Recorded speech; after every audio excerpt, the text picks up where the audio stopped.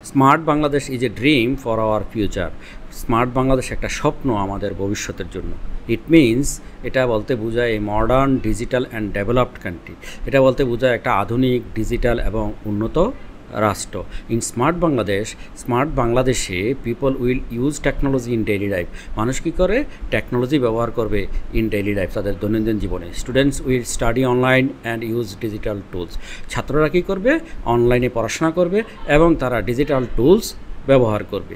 Farmers will use smart machines. ফার্মার্সরা কী করবে? স্মার্ট মেশিন ব্যবহার করবে তাদের কৃষিকাজে। Doctors will create patients through digital health system. ডাক্তাররা কী করবে? তাদের রোগীকে চিকিৎসা দিবে থ্রু ডিজিটাল হেলথ সিস্টেম, অর্থাৎ ডিজিটাল যে স্বাস্থ্য ব্যবস্থাপনা বা পদ্ধতি আছে সেগুলো দিয়ে তারা চিকিৎসা করবে। Roads, traffic and cities will be managed with smart planning. রাস্তাঘাট, ট্রাফিক এবং শহর এগুলো কী করবে? Will be managed with smart planning, অর্থাৎ স্মার্ট পরিকল্পনার মাধ্যমে এগুলো ব্যবস্থাপনা করা হবে। Everyone will get fast internet. প্রত্যেকেই দ্রুত ইন্টারনেট পাবে। Government service will be online. সরকারি সেবা হয়ে যাবে অনলাইন ভিত্তিক। It will save time and money. এটা কী করবে? সময় এবং টাকা বাঁচাবে। Smart Bangladesh means, smart Bangladesh বলতে বোঝায় ইউজিং লেস পেপার, অল্প কাগজ ব্যবহার করা, মোর ডিজিটাল অ্যাপস, অধিক ডিজিটাল অ্যাপ ব্যবহার করা। It will also focus on green energy and saving nature. অর্থাৎ এটা কী করবে? আরও বেশি ফোকাস করবে, মনোযোগ দেবে অন গ্রিন এনার্জির উপরে, অর্থাৎ সবুজ শক্তির উপরে জোর দিবে, এবং সেভিং নেচার অর্থাৎ প্রকৃতিকে নিরাপদ দেওয়ার ক্ষেত্রে কী করবে? মনোযোগ দিবে। Youth will be skilled in IT and smart jobs.